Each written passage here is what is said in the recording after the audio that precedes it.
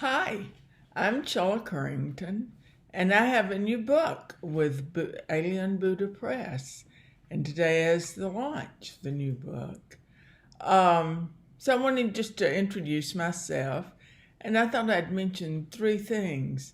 First, look at this enticing title. Don't you just immediately want to read this? So enticing. I first thought I'd talk about the origin of the title, Ladies in Waiting. Second, I would read a blurb about the book. And third, one of the short stories from the book.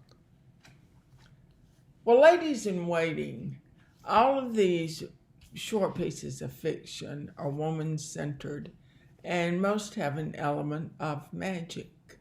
And ladies in waiting, usually you think of ladies serving kings or queens, mainly queens. But here women are serving themselves.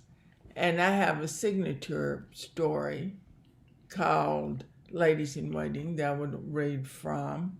But it's this whole sense of anticipation, desire, looking ahead. That's the waiting. That's the tension that's involved.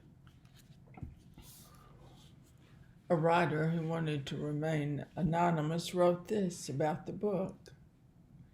Not since Amy Bender's The Girl in the Flammable Skirt has a collection of fiction explored women's desires with such wit, empathy, and delicious prose. Ladies in Waiting offers up 16 tales of women in love, women in pain, and women floating in between in a world filled with magical objects, transformations, fixations, and desertions. Women haunted by thrift store finds and old dresses. A woman graced with a horn of plenty, offering up increasing worrisome gifts. A young wife and husband who build a wrestling ring in their backyard, only to enter the ring together as opponents. Come and find for what these ladies have been waiting. A world of wonders awaits you. And certainly as the author, I can vouch for that. So I'm going to read Ladies in Waiting. Ladies in Waiting. Aline stood with her manila folder. Tonight the sun slipped into the Pacific at 5:30 as she walked into the Handlebar. No hipster coffee bar, a well-lit place with high ceilings, picture windows, and one long mahogany table in the center.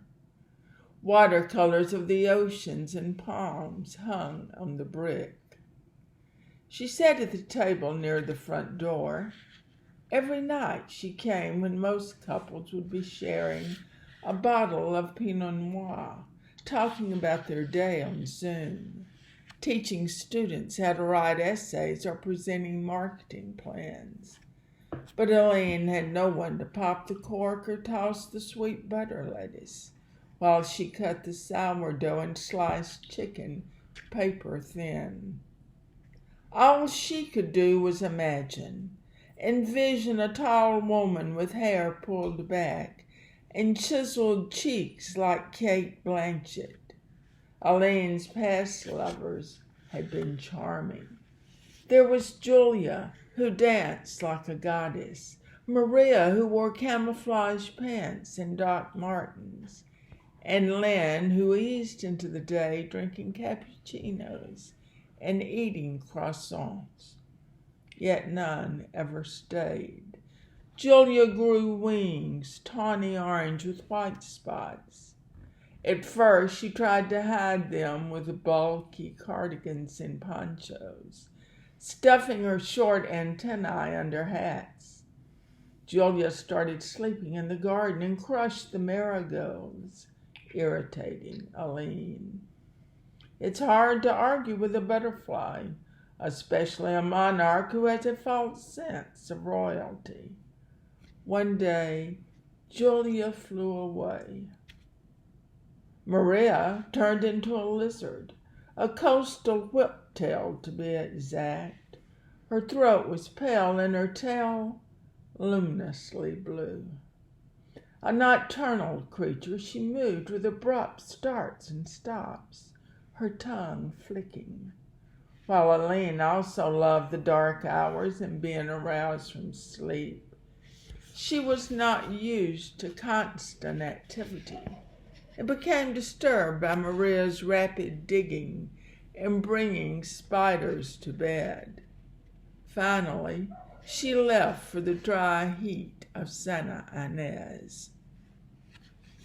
Lynn became a ladybug, but she'd still like to ease into the day with her cappuccinos and croissants. Aline couldn't resist her touch, her shiny red and black body sliding over Aline's skin, tickling each nerve until Aline gushed like a river, morning, noon, and evening. Lynn was the woman Aline longed for. Unfortunately, Lynn wanted someone smaller and crawled off. Besides these three, there'd been others who thrilled Aline, turning her into their one and only. And she was always sad, crying for days, wondering if she'd ever find true love when they left.